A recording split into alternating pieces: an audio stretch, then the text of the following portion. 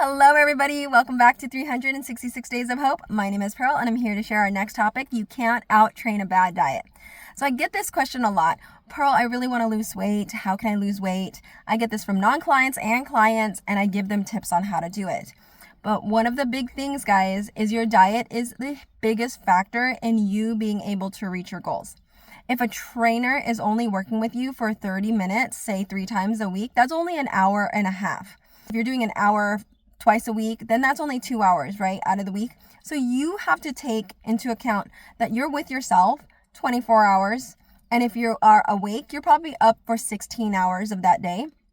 And your trainer is not with you. They're not going to spoon feed you the nutritional things that you need to eat. So you have to really plan out your day and be disciplined and have temperance to be able to achieve your goals. One of the big things that I really encourage many of my clients is to get rid of a lot of the sugars, especially refined sugars, sodas, diet sodas even. Get rid of all of your like biscuits and desserts and all of those things. I'm not a big dessert person. I'll have it on occasion, and honestly, it is okay to have it on occasion, okay? Like, I have some people who are diehard, like, no, I will not eat that. But if it's a holiday, by all means, enjoy the holiday. Have a cheat day, but don't have a cheat week, a cheat month, because then you are setting yourself backwards in being able to achieve your goals. And then you're going to be frustrated and upset, and you're just going to go on to this cycle. The second thing I would get rid of is definitely your carbohydrates, or at least limit them to a small degree. And if you're going to eat carbs, then I would eat carbs that are not refined. We want grains that are much more natural. So, for example, rice is a natural grain. It's not heavily processed. Breads, depending on where you're getting it, because I know that depending if it's from like Europe and then compared to the US, some people have a lot more allergies and have a lot more bloating and gastrointestinal problems. But the one in Europe doesn't have that problem because it's not heavily processed or it's not GMO'd.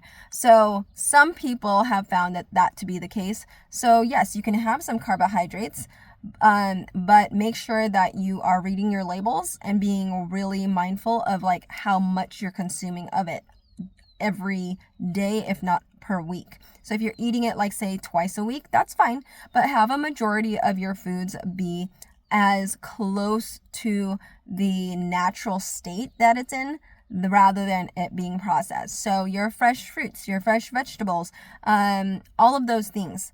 And you're going to see a huge difference. Now, when I was helping my husband lose 60 pounds, we ended up basically doing a fruit smoothie, and then we had him walk. And honestly, here's the thing that's so unique about walking. When you eat, your body produces insulin. So your pancreas produces insulin.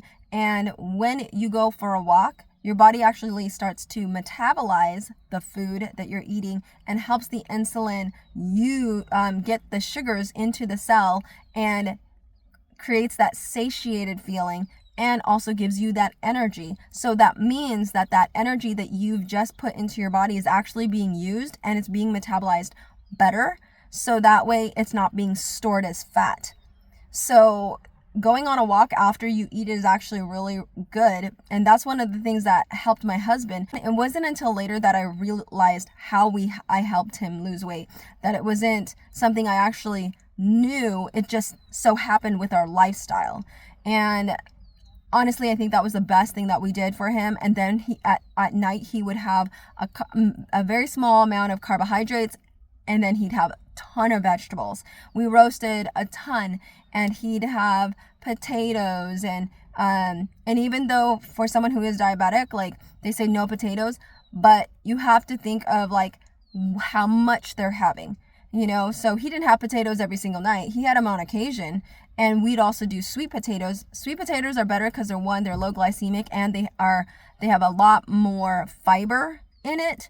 And they definitely help, at least in what I've seen. Now, clearly it's going to depend on your own circumstance and what, if you have any gastrointestinal problems, clearly check that with your doctor. But I would say that is honestly the best way in which you can combat a lot of your weight loss, is to eat a high fiber, nutrient dense meal as often than you do having cheat days.